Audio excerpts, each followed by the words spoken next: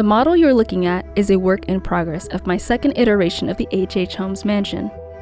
This is a piece that I plan to continue to show as such, until it is eventually completed over the course of time in between projects, as opposed to the 3 weeks that I had to complete the first iteration, from which I will be adapting some design choices I had to make because there just wasn't a lot of detailed information available to help guide some portions of the build, along with updating some of the materials in this new version.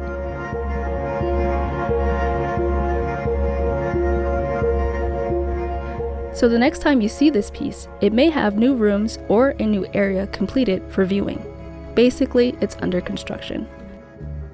Hi, I'm Carol. I'm a miniature maker and sometimes I tell stories. The reason I'm choosing to show it in progress is because, generally speaking, there's something about viewing a piece in stages that sort of reveals the process behind it, showing little bits of the thought process and decisions that's gone into it so far, giving the observer insight and creating somewhat of an immersive viewing experience as they wonder where it'll go. So being under construction, so to speak, is sort of interactive in and of itself. Needless to say, the first iteration I had to compromise on materials due to time constraints. For example, in the original build, the brick on the exterior was not actually texturized. It was created from digital assets, printed and then pasted onto pieces of foam board, versus in this second iteration, where the individual bricks were hand etched onto XPS foam and then painted to create a more realistic texture.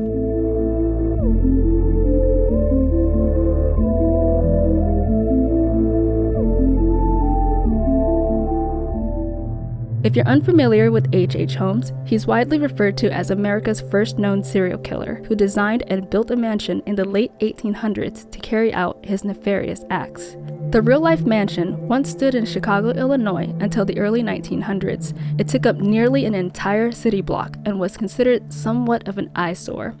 It was poorly constructed, perhaps due to Holmes routinely hiring and firing workers, likely in an attempt to keep anyone from knowing the true nature of his design. The mansion was essentially a trap, one designed to be disorienting, much like a maze, which not only allowed him to prey on his lost victims, but to be able to move bodies around without being detected because there were so many corners, doors, and rooms that connected to one another and led to different floors, namely the basement.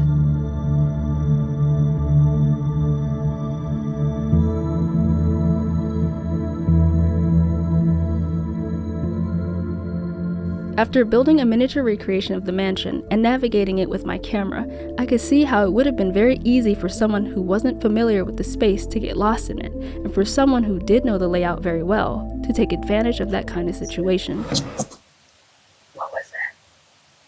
Did you hear that?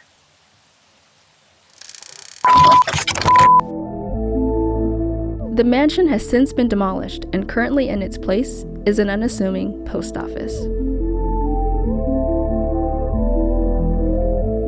This miniature recreation that you're looking at, also known as HH2, along with myself, made a small appearance on the History Channel's show Dark Marvels in an episode that covered the H.H. Holmes Mansion and the architecture's dark history. And while architecture can be torn down and new structures can be put up, the history of the land itself will always remain.